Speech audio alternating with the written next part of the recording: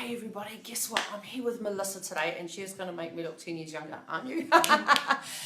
So what I've done is just sitting in the bed, so I'm a little bit anxious. I've had too much coffee today, so the poor thing's going to have to put up with my chit chatter. We're just going to have a quick catch up, right? So we're going to keep it really brief, maybe 2 minutes. She's just going to explain my face and hopefully you guys will get some really good, valuable information about what it is that these guys do when they decide to tattoo our eyebrows. So Melissa, when you look at my face, what are you looking at? What sort of stuff? Give us the guts. Alrighty. So I'm looking at the symmetry of the face. So everybody has one brow that's higher and one brow that's lower. Really? Do I have one higher and lower? So your left brow is your higher brow, your right... Hold on a moment. Left, that's right, left. Yep. So this one is... That's your higher brow. Higher, okay. And your other brow is slightly lower. So we're looking like that, team. Have a look in the mirror, tell me what you think. Yep, you've got to check yours out. What does that mean for you then? Okay, so we also have one side of the face that's thinner, one side of the face that's wider. So that affects the brow bone and the width of the brow bone. So this is here, is that right? Yep. There and there. Yep.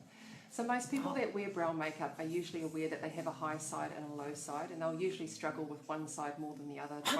Did you know that? Because I wear that brow stuff and I did not know that. I had no idea. I had no idea. This is why you've got to go to the experts. The experts teach us stuff. So your priority, so when you do this, does that mean you've got to do it both different sides? Yep, so when it comes to cosmetic tattooing, the two sides of the face for me are like two different canvases. They are not identical. There you go. So one of the reasons that we point this out is so that you're aware that the brows will not be 100% identical. They won't be the same. They will absolutely look the same. They will look like they belong together. The usual saying, they won't be twins, but they will be sisters.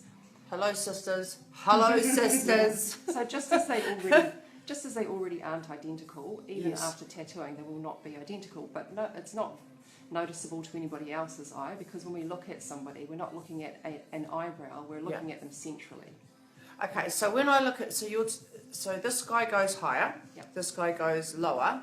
Does that mean that you're going to fill this one in differently to that one, so that or will they just still look really random? No, so it's not that they look really random now, but when we're looking at tattooing them, we notice every single little thing like that. Yeah.